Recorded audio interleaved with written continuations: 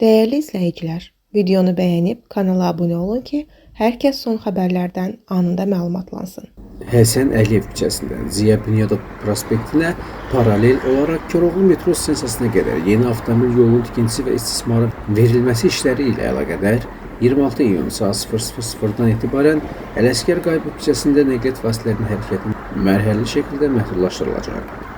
Xəbər verilir ki, bu barədə Azərbaycan Avtomobil Yolları Dövlət Agentliyi məlumat yayıb. Bildirilib ki, hərəkətin məhdudlaşdırılması aparılan işlər bitənədək qüvvədə olacaq.